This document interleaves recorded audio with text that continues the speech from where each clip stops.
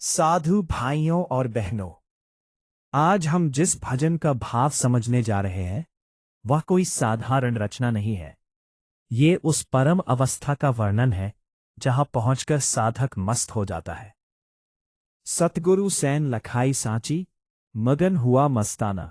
जब सच्चे गुरु उस परम सत्य का दर्शन करा देते हैं तब साधक का जीवन बदल जाता है।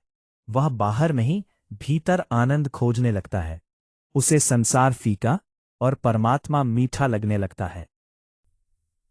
नहीं सूर्य अरु नहीं चंद्रमा, नहीं धरण असमाना। ये किस स्थान की बात है?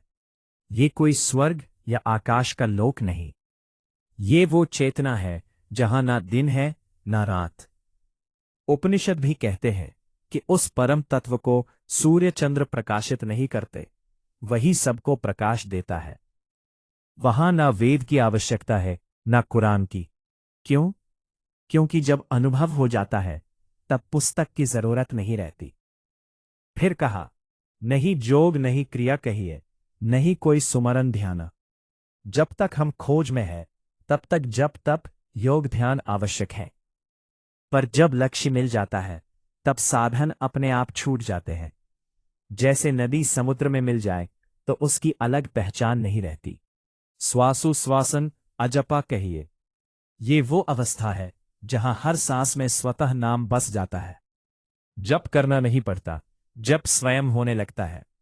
फिर संत कहते हैं, नहीं आना नहीं जाना, यही मुक्ति है जहां जन्म मरण का चक्र समाप्त। आत्मा समझ लेती है, मैं शरीर नहीं हूं, मैं वही चेतना हूं जो कभी जन्मी नहीं, कभी मरेगी नहीं।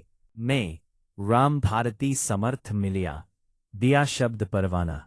गुरु ही वह माध्यम है जो हमें यह अनुभूति कराते हैं। शब्द का अर्थ है ब्रह्म ज्ञान।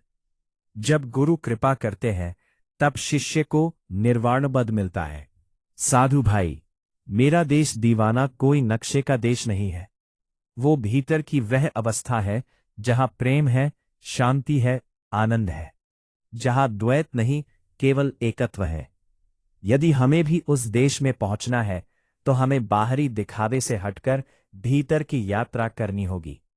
गुरु की शरण में रहकर सत्य का अनुभव करना होगा। इसी में जीवन का कल्याण है। हरि ओम तत्सत।